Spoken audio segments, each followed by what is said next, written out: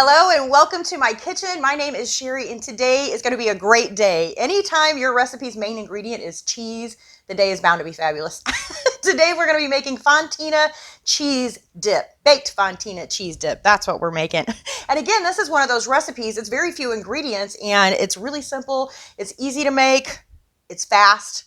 And I'm thinking now, I probably shouldn't jinx myself. I made that camembert en croûte and it wasn't as easy as I thought. But this is also something I haven't made before, but I'm pretty confident about this. We're just going to throw some cheese and a few other ingredients in a pan. We're going to put it under the broiler for about 6 minutes. And hopefully when it comes out, cross our fingers, it's going to be nice and bubbly and brown, delicious and impressive.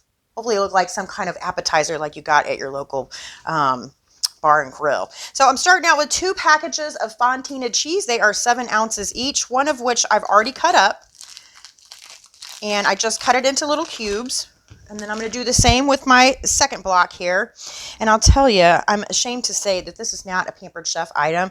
Someone got this for me a couple of years ago. And it is just fabulous for slicing all kinds of cheese. I mean, it just cuts right through it. You know how hard it is sometimes, without a cheese slicer to cut things like cheddar.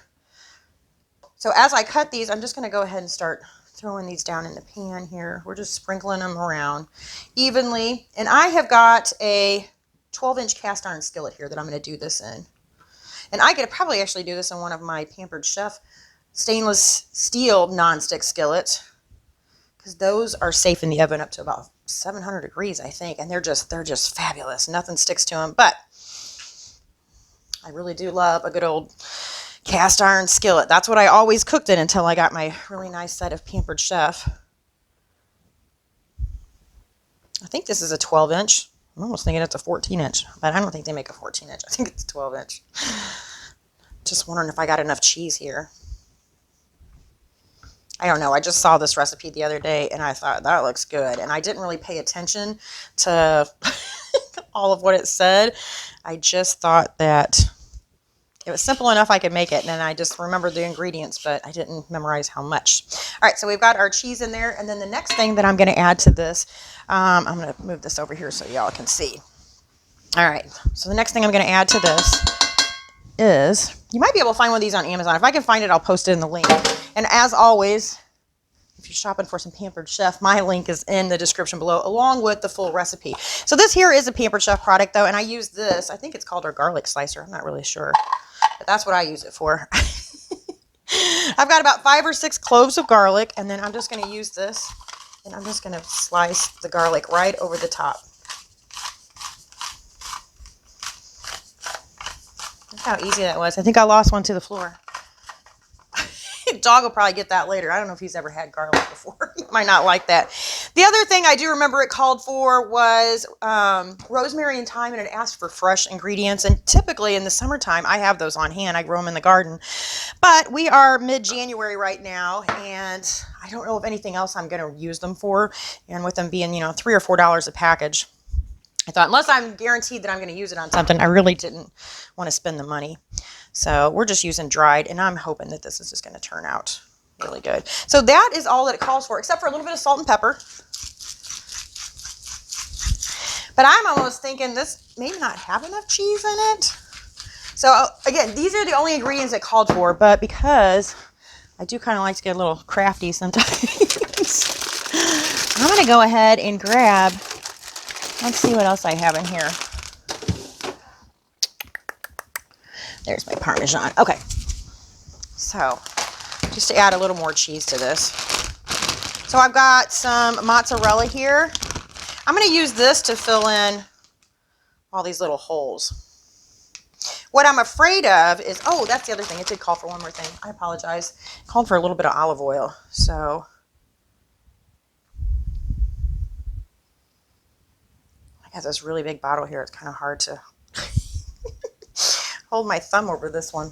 All right, so a little bit of olive oil, but I think just to be on the safe side here, I'm going to use a little bit of mozzarella just to fill in these little gaps here that you see. My fear was that the garlic, some of the garlic would be on the bottom of the pan and maybe sear or burn. And you know what? I'm going to do just a tiny bit of, what kind is this? Isn't this like the biggest bag of cheese you've ever seen? Believe it or not, I have more of this too. It's in the basement. It's terrible. Like, we are cheese addicts here. Like, my favorite thing to cook with is sugar and butter, but I think my favorite thing to eat might just be cheese. All right, so just a little bit in here. And for a little extra, like a punch of flavor, I think I'm going to throw in just a little bit of Parmesan cheese. So this is actually going to be like a 3-cheese dip now. I really hadn't planned on doing it this way, but I think it'll be better. I mean, you can't ever have enough cheese either. I'm going to do just a little more seasonings on top just because we added more cheese to that. So parsley, thyme, and rosemary is what I'm using. And a little more pepper. Tiny bit more salt.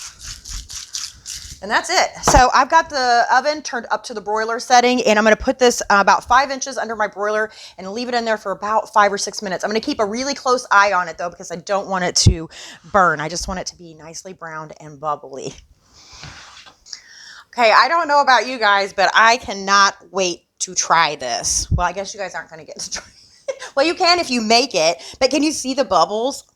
It's still bubbling around there. I was going to take it out of the stove on camera, but it got brown really quick. So like the first 4 minutes didn't seem like it was really browning, and then that last minute it just, so like I said, definitely keep an eye on it. Now, what I would normally serve this with is like some homemade tortilla chips. I had planned to serve it with some French bread, what I think would be fabulous with the seasonings that we put in here. And I had some French bread. I grabbed it and it had mold on the bottom, so we can't use that. So I grabbed some pretzels instead, and because I want to photograph this, I'm just gonna try to sneak into the edge here before it, hopefully I didn't mess it up. We'll photograph from this angle and then you won't be able to tell. Can you see the cheese?